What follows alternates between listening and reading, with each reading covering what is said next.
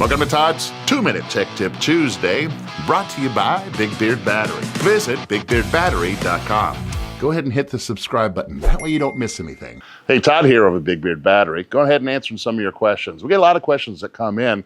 Hey, Todd, we're thinking about putting in lithium, or we have lithium, and we're just not optimizing the system. I'm going to go over 3 different things that could actually help optimize your batteries. One of those is going to be getting the settings properly. The second one is just talking to you about how much supply you actually have. It's a shock to a lot of people, and I'm not actually making an electrical pun, but it's a shock to a lot of people that they bought so many batteries and it still doesn't meet their needs. And then finally, we're going to look at deep discharging your batteries. In other words, you paid so much for them, let's get as much as we can out of it. And I'll talk about maybe not overly deep discharging those batteries. Okay, so the first one is getting your settings correctly.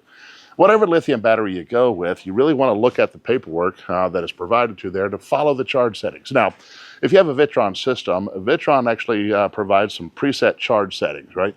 14.2 volts to charge those up in bulk. You set your absorption. Absorption is typically 4.6. Change the word absorption maybe to the top balance.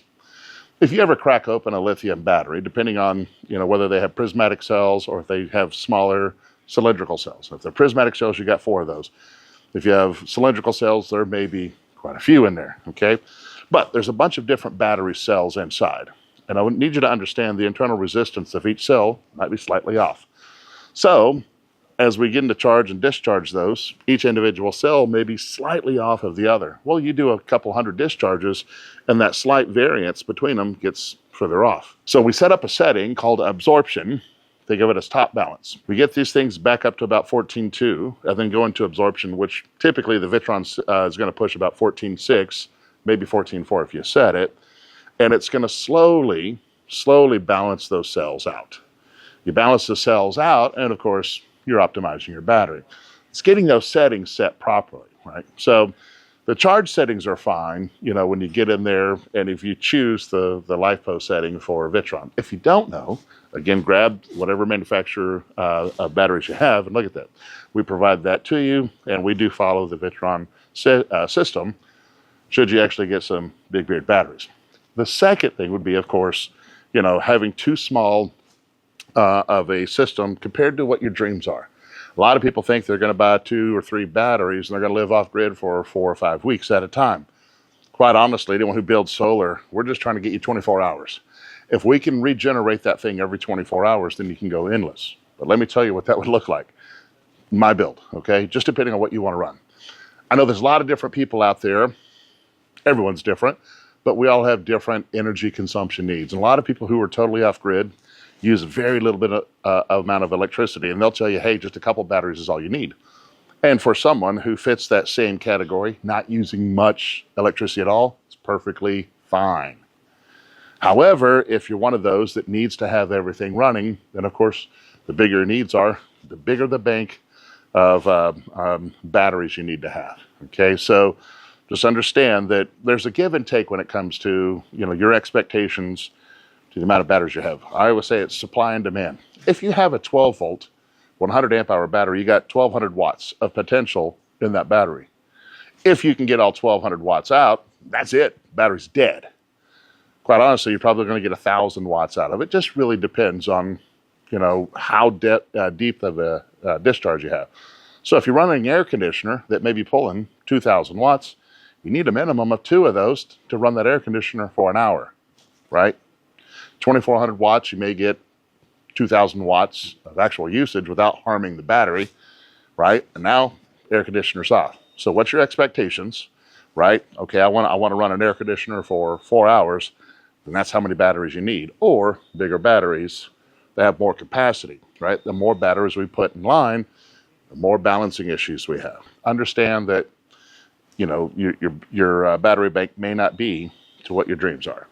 I think we all kind of understand that. Finally, because we spent so much money on these batteries, let's optimize those and what we think is optimizing and just run them down, charge them up, run them down, charge them up, okay? Depending on the battery manufacturer, battery of your choice, they may have their internal settings on that battery to go ahead and allow you to go below the safe range of those cells. Those cells inside, especially if they're prismatic, lithium 2.5 volts is kind of a, that's all you can get out of it.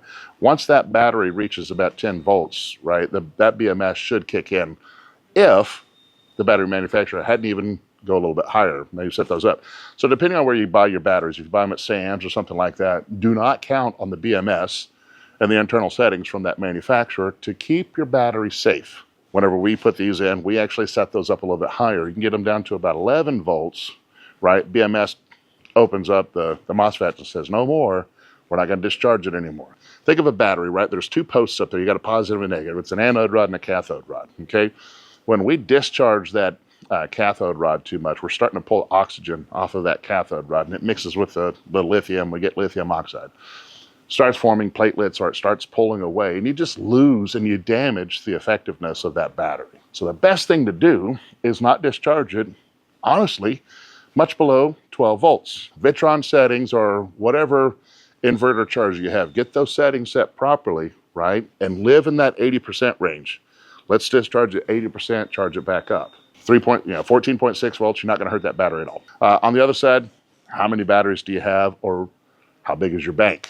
And I'm not just talking battery size, I'm talking about wallet size, because the more batteries you have, the bigger the bank needs to be. And then finally, don't overly discharge these things. Keep it in that 80% range, okay? If you have more questions about solar systems, battery systems, or even your RV in general, go ahead and reach out to us. Put your questions in the comments. I'll be happy to help out. There's your tech tip. Hey, if you got questions about batteries or want to go ahead and put in a solar system, but need some guidance, head over to BigBeardBattery.com, fill out the solar design form, and one of our certified solar experts will give you a call and get you started. That's right. All right. Maybe you just have too small of a load bank. In other words, too small. Let's do that again. All right, here we go. Here